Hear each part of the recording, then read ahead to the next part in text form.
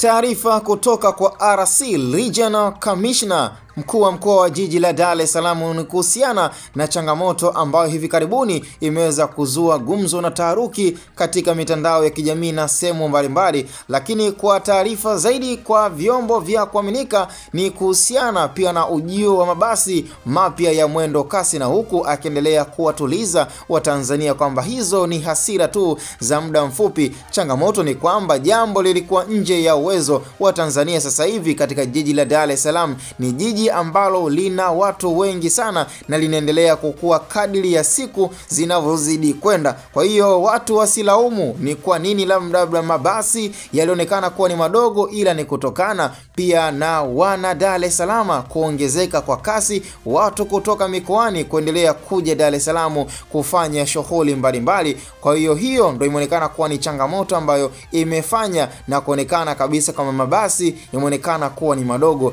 Lakini changamoto na jambo hilo ambalo limeonekana kuwafanya wana Dar es Salaam na haswa kwa wakazi Magomeni kuweza kutoa pia kile walichokuwa nacho moyoni ni jambo ambalo litakaa sawa hivi karibuni. Kwa hiyo kwa Watanzania na kwa wale ambao walikuwa na hofu kwamba labda kadri siku zinavyozidi kwenda alafu labda usafiri unaendelea kuwa mgumu, kuna watu labda wanaenda makazini na ule muda ambao umekuwa ukiwekwa kwa wao kuweza kufanya kazi ni kidogo inakuwa ni changamoto. Sasa ni swala ambalo limeweza kufikia, na nafikiri tuliweza kuona taarifa mara baada ya kuweza kupostiwa na chombo cha kuaminika kabisa cha Millard Ayo ambacho kiliweza kuonesha tukio jinsi lilivyokuwa na watu wakiweza kuhojiwa na kuzungumza kero zao. Lakini kero zitaisha hivi karibuni. Moja kati ya kauli ambazo zimeendelea kuwatuliza pia wananchi kutoka kwa Region Commissioner mkuu wa mkoa wa jiji la Dar es Salaam ambaye ni Albert Chalamila. Sasa cha msingi sina la ziada ila tukutane